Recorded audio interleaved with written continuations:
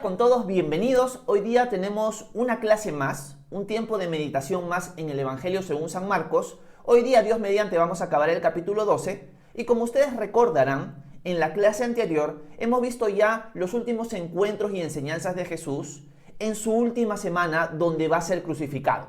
Jesús está en Jerusalén, va a ser crucificado, él ya lo sabe y se han reunido prácticamente la mayoría de todo el pueblo de Israel para celebrar la fiesta anual de la Pascua. La fiesta anual de la Pascua se celebraba el 14 de Nisan. Así que los peregrinos de otros lugares hacia Jerusalén van llegando en el transcurso de los días. Generalmente empiezan a llegar desde el día 10 en adelante. Jesús ya está ahí. Jesús ha hecho una limpieza del templo por la corrupción que había mercantil en el templo. También ha conversado con los fariseos, con los saduceos. Ha habido bastantes conflictos y bastantes enseñanzas que Jesús ha ido dando. La que vimos en la clase anterior fue con respecto a la pregunta de un hombre con respecto a cuál era el mandamiento más grande. Y luego Jesús reta a los oyentes a interpretar o a entender qué es lo que el Salmo 110 decía. Cuando David dijo el Señor a mi Señor, siéntate a mi diestra hasta que ponga a tus enemigos por estrado de tus pies. Y Jesús reta a la audiencia a interpretar quién era este Señor, ya que se decía que era el Mesías, pero David lo llama Señor. ¿Por qué si es descendiente de David, él lo llama Señor? Y conversamos un poco al respecto. Ahora Jesús en su discurso va a continuar enseñando algunas cosas y ahorita va a criticar a los religiosos de la época. Los va a criticar y vamos a ver qué es lo que les dice. No son muchos versículos los que vamos a ver hoy, pero vamos a tratar de sacarle el jugo y meditar en cosas que podemos aprender nosotros hoy día. Vamos a arrancar ahora sí con el texto. Vamos a arrancar con el versículo 38, que es donde nos quedamos. Dice lo siguiente: en su enseñanza también les decía, cuídense de los escribas, porque les gusta pasearse con ropas largas y les encanta que los saluden en las plazas y sentarse en las primeras sillas de las sinagogas y ocupar los mejores asientos en las cenas.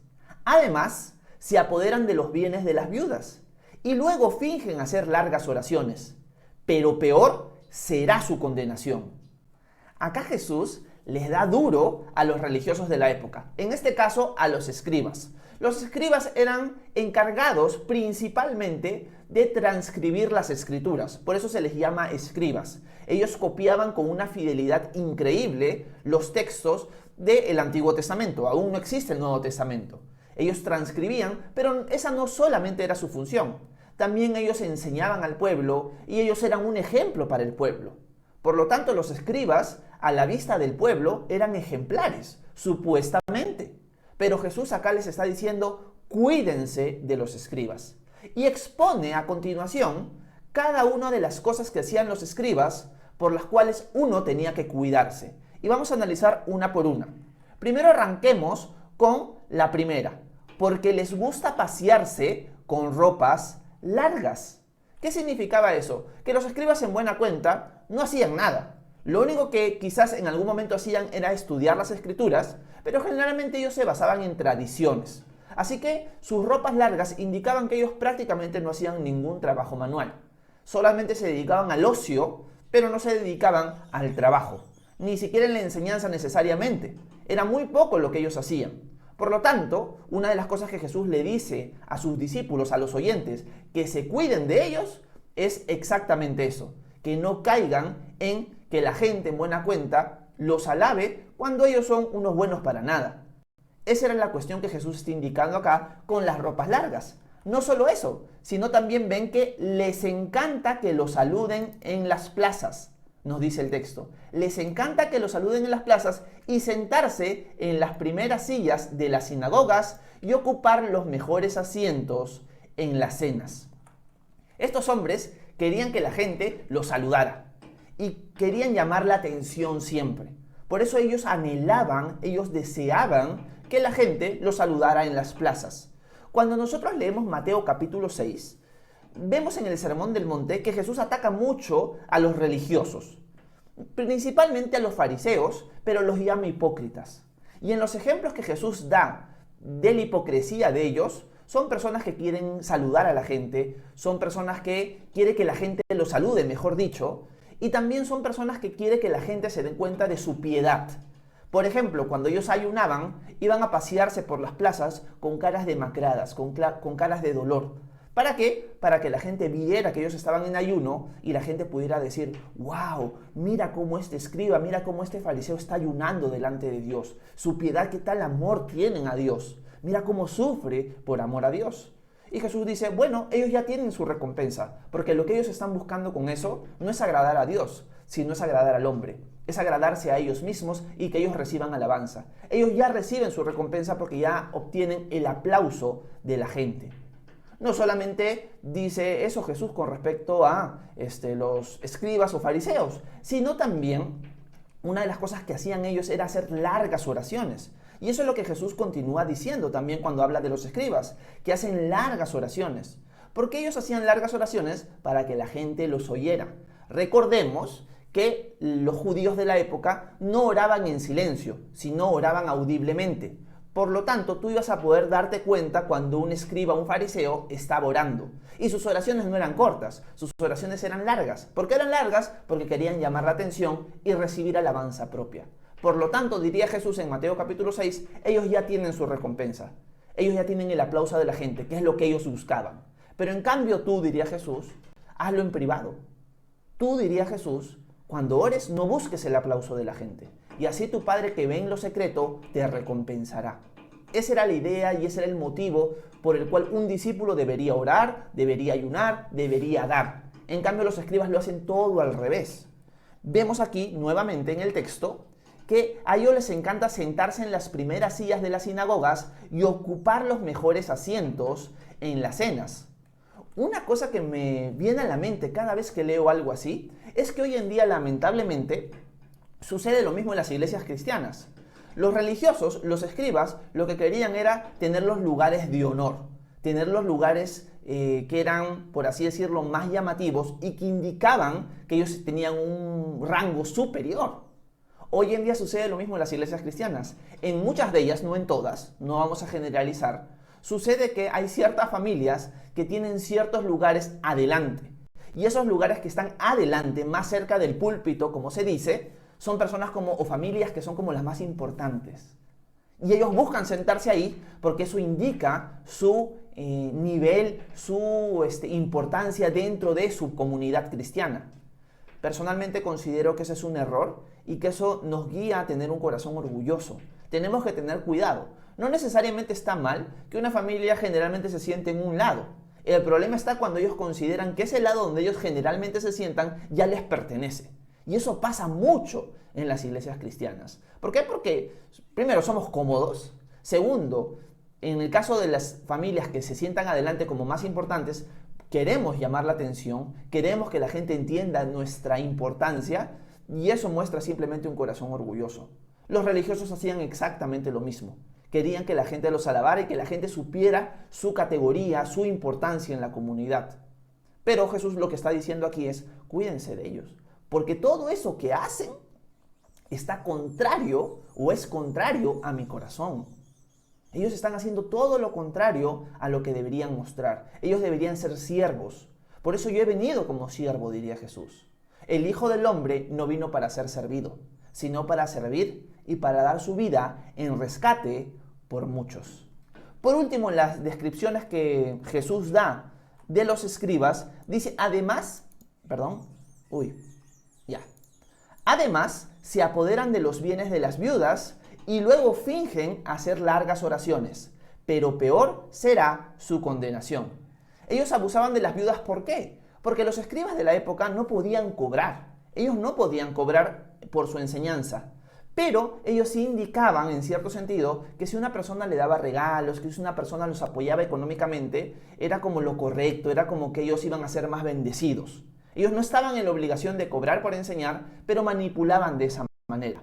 Y por lo tanto, ellos, hasta las viudas que tenían necesidad, prácticamente las asaltaban de esa manera. Porque la viuda que quería honrar a Dios entendía, si yo le doy a este escriba, si yo le doy a este líder, voy a ser más bendecida por Dios. Y con eso ellos saqueaban las casas de las viudas. Pero Jesús dice algo importante. pero mayor será su condenación. Esto ya lo vimos cuando estudiamos Marcos capítulo 6, donde se nos enseña que hay ciertos individuos, hay ciertas personas, hay ciertos pueblos que por haber rechazado a Jesús, teniendo más luz que pueblos anteriores que no vieron la llegada de Jesús, van a recibir mayor condenación. Su castigo va a ser peor que el de Sodoma y de Gomorra. Una enseñanza bíblica fiel a la Escritura enseña que el infierno, por así decirlo, va a tener diferentes grados de castigo. Hay gente que va a ser más castigada que otras. En el caso de estos escribas, van a tener peor o mayor condenación que el resto. Y es una llamada de atención a los líderes religiosos en ese momento, porque los líderes están ahí. Ojo, cuando Jesús está enseñando esto, hay ciertos líderes, hay ciertos escribas, hay ciertos fariseos que están presentes. Lección para nosotros esta mañana, a través de este pequeño texto. Tenemos que tener cuidado de caer en estos mismos errores. Tenemos que analizarnos. ¿Estoy buscando la aprobación, la alabanza de las personas? ¿Quiero que la gente me alabe? ¿Quiero que la gente entienda cuán importante soy? Bueno, si estás tomando esa actitud, es una actitud contraria a la actitud que Jesús te ha mandado tener y a la que Jesús te ha ejemplificado tener. Porque Jesús, como ya dije, no vino para ser servido, sino para servir y para dar su vida en rescate por muchos. Y ya hemos hablado varias veces, creo que un par de veces, con respecto a que el mayor de todos será el servidor de todos. Así que si alguien te exalta, que no sea porque tú mismo has buscado esa exaltación, sino porque tú estás siendo fiel a Dios y las personas reconocen eso.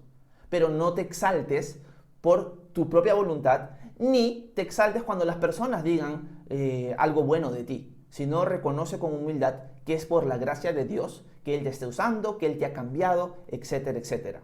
Es una lección que tenemos que aprender esta mañana. Otra cosa que me gusta meditar es que cuando Jesús dice cuídense de los escribas, es que nosotros en cierto sentido nos tenemos que cuidar de aquellos que nos están influenciando, nos pueden influenciar de esa manera.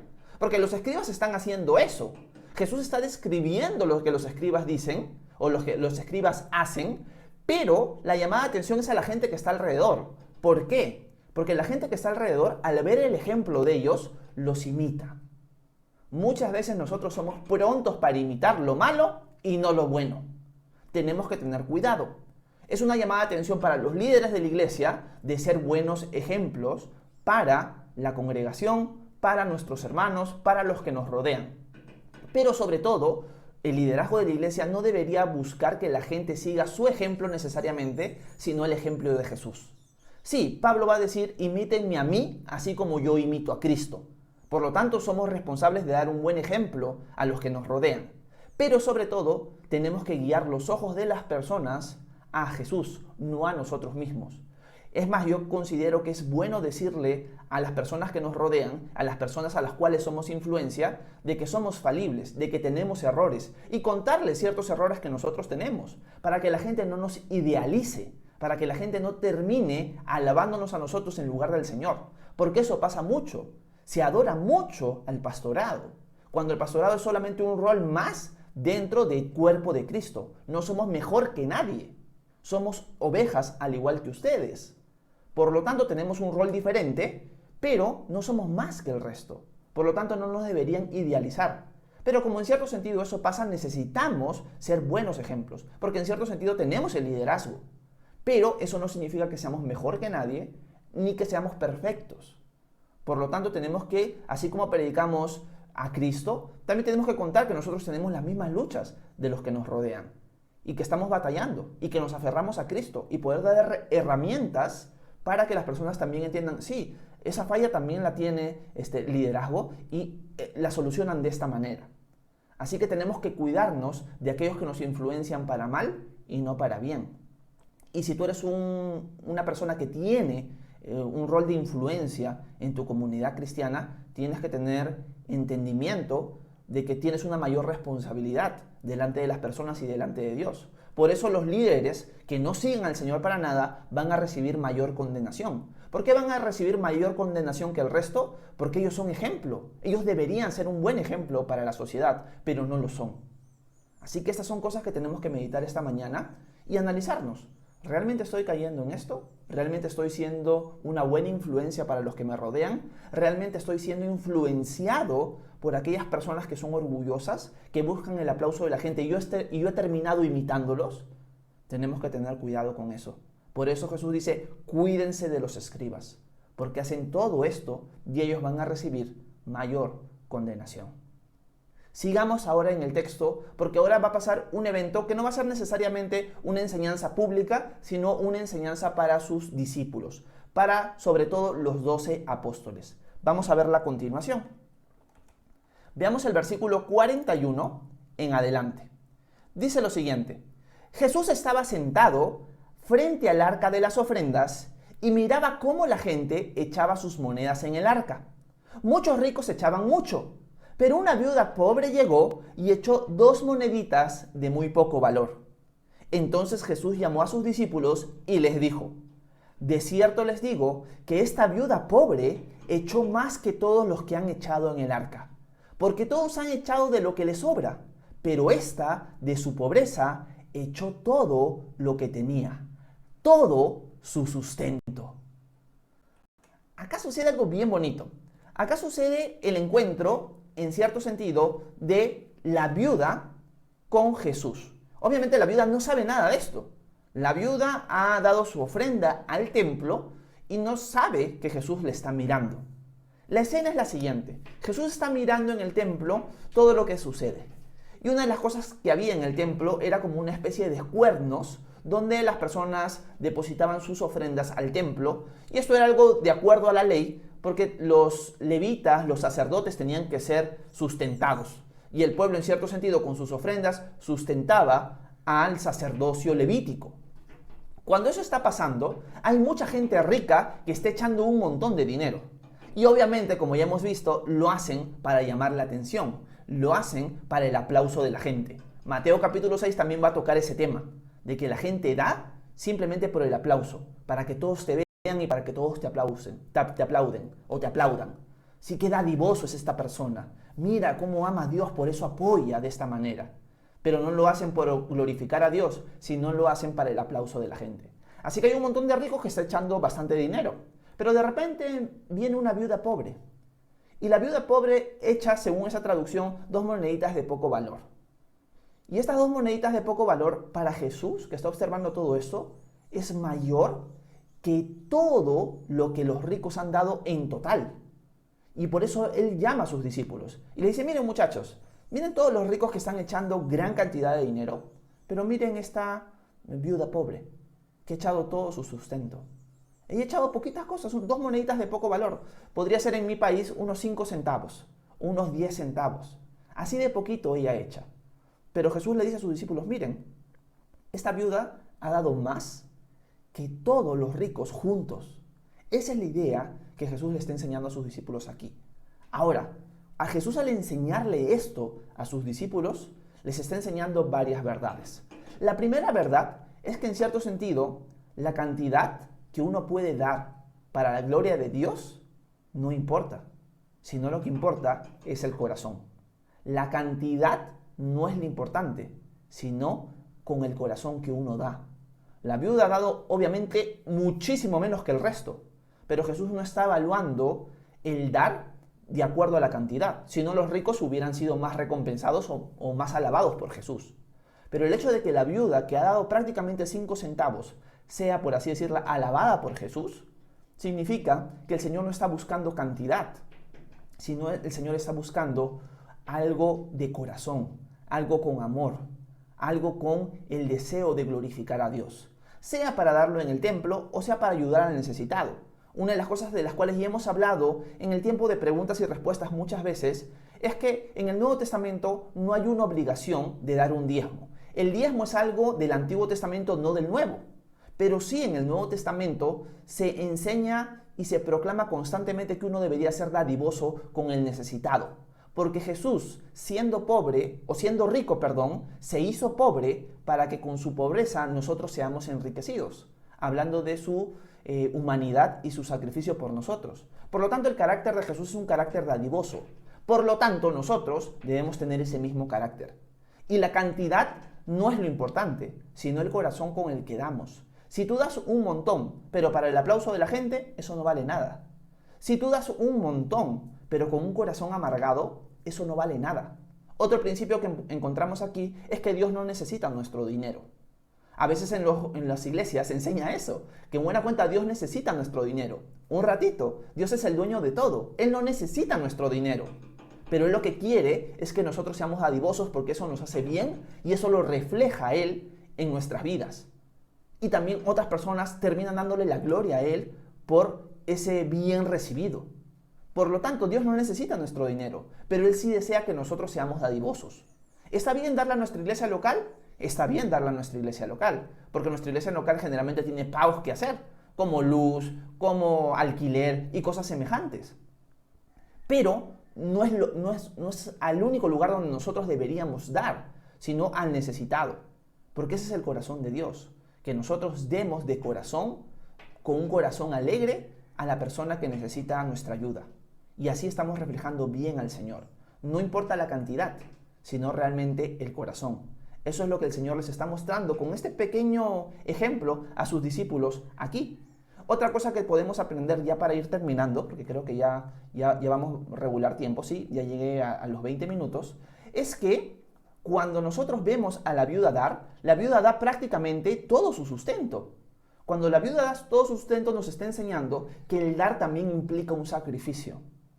Los ricos daban de lo que les sobraba, no les dolía nada dar.